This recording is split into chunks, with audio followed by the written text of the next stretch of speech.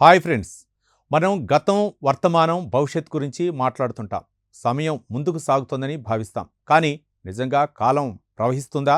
లేక గతం, వర్తమానం, భవిష్యత్ అని ఒకేసారి ఉనికిలో ఉన్నాయా? శతాబ్దానికి పైగా శాస్త్రవేత్తలు, తత్వవేత్తలను ఆలోచింపజేస్తున్న ఈ ప్రశ్నకు సంబంధించిన ఆసక్తికరమైన చర్చ మరోసారి తెరపైకి వచ్చింది. అసలు స్పేస్ టైం అంటే ఏంటి?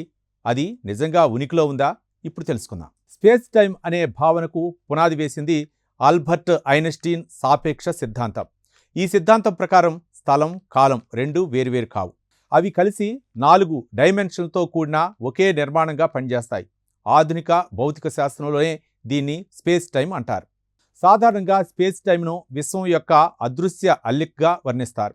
గ్రహాలు, నక్షత్రాలు వంటి భారీ వస్తువులు ఈ అల్లికను వంచుతాయి.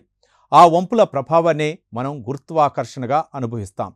అయితే స్పేస్ టైం నిజంగా ఒక భౌతిక వస్తువా, లేక విశ్వాన్ని అర్థం చేసుకోవడానికి మనం ఉపయోగించే గణిత నమూనా మాత్రమేనా అనే ప్రశ్న ఇంకా చర్చనీయాంశంగా ఉంది. ఈ చర్చలో ముఖ్యంగా వినిపించే భావన బ్లాక్ యూనివర్స్. ఈ సిద్ధాంతం ప్రకారం గతం, వర్తమానం, భవిష్యత్ అన్నీ ఇప్పటికే స్పేస్ టైంలో భాగంగా ఉన్నాయి. అంటే కాలం ప్రవహించడం అనేది మన అనుభూతి మాత్రమే. విశ్వ చరిత్ర మొత్తం ఒకేసారి ఉనికిలో ఉందని ఈ సిద్ధాంతం చెబుతోంది. అయితే ఇక్కడే ఒక తాత్విక సమస్య ఎదురవుతుంది. ఒక ఏనుగు గదిలో నిలబడి ఉంటే అది ఉనికిలో ఉందని మనం చెబుతాం. కానీ ఒక క్షణం మాత్రమే కనిపించి మాయమైతే అది జరిగిన సంఘటనగా భావిస్తాం. ఇదే తేడాను స్పేస్ టైంకు వర్తింపచేస్తే అది నిజంగా ఉనికిలో ఉందా, లేక సంఘటనలన్నింటినీ నమోదు చేసే ఒక చట్రంలా పనిచేస్తుందా అనేది ప్రశ్న తలెత్తుతుంది. కొంతమంది తత్వవేత్తల అభిప్రాయం ప్రకారం స్పేస్ టైం నిజంగా ఉనికిలో ఉందని చెప్పాలంటే దానికి కూడా మరో కాల పరిమాణం అవసరమవుతుంది. అంటే 4 డైమెన్షన్ల స్పేస్ టైంను వివరించేందుకు 5 డైమెన్షన్ల నమూనా అవసరమవుతుందని వారు వాదిస్తున్నారు. అయితే ఇది ప్రస్తుతం అంగీకరించబడిన భౌతిక శాస్త్రంలో భాగం కాదు. ఈ ప్రశ్నలు కేవలం తత్వశాస్త్రానికే పరిమితం కావు.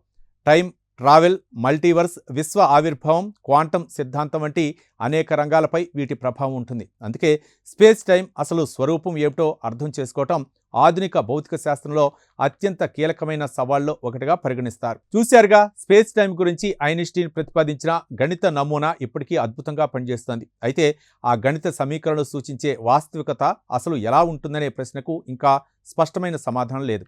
గతం, వర్తమానం, భవిష్యత్ నిజంగానే ఒకేసారి ఉనికిలో ఉన్నాయా?